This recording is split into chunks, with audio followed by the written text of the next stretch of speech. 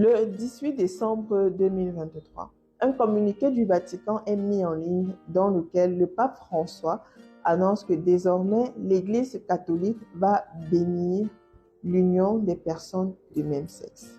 Bien évidemment, c'est une annonce qui a secoué toute la planète parce qu'il y avait des personnes qui étaient pour, qui attendaient ça. Et ça montre que c'est une évolution dans les textes et les interdictions de la vie catholique. Et de l'autre côté, nous avons des personnes qui sont contre parce que ça va à l'envers des us et coutumes et même de la Bible qui interdit cela depuis des siècles.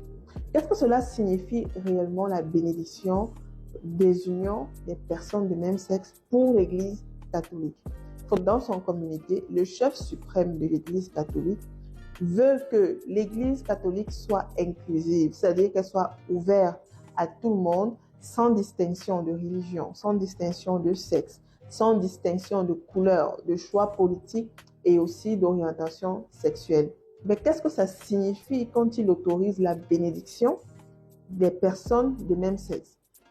Il faudrait savoir que dans l'Église, il y a le mariage qui est un sacrement qui est fait au cours d'une cérémonie liturgique au même titre que le baptême, la première communion et la confirmation. Nous avons de l'autre côté la bénédiction de ces couples-là qui ne devra pas être fait dans le cadre d'une cérémonie liturgique. Cette bénédiction ne devra pas précéder une union civile, c'est-à-dire que les personnes qui se marient légalement ne devront pas faire intervenir un prêtre à la suite pour les bénir. Et les personnes qui vont recevoir cette bénédiction ne devront pas être habillées en tenue des cérémonies. C'est uniquement dans ce cadre-là que l'Église accepte donc la bénédiction des couples de même sexe. Pourquoi est-ce que ce sujet crée autant de polémiques? La sortie du pape en décembre 2023 vient à la suite du Conseil du Vatican qui s'est tenu en octobre 2023. Et l'un des sujets sur la table était la question du mariage pour tous qui a reçu majoritairement des avis contre. Donc, l'indignation publique que nous avons eue était plus de la surprise qu'une réelle indignation quand on sait que depuis 2010, l'Europe et l'Amérique du Sud bénissaient déjà ce type de couple.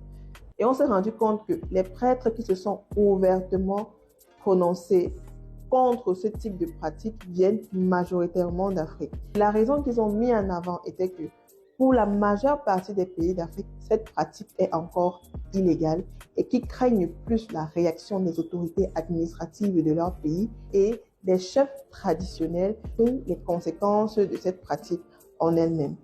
Combien de temps est-ce que les prêtres catholiques africains seront en retrait par rapport à la décision du Vatican? Quand on sait que toutes les autorités religieuses catholiques qui sont allées en l'encontre des directives du Vatican ont été sanctionnées et mises en retrait dans les activités de l'Église catholique, combien de temps est-ce que nos responsables africains catholiques pourront tenir, ou bien quelles sont les mesures qui vont être prises pour appliquer les directives du Vatican en Afrique?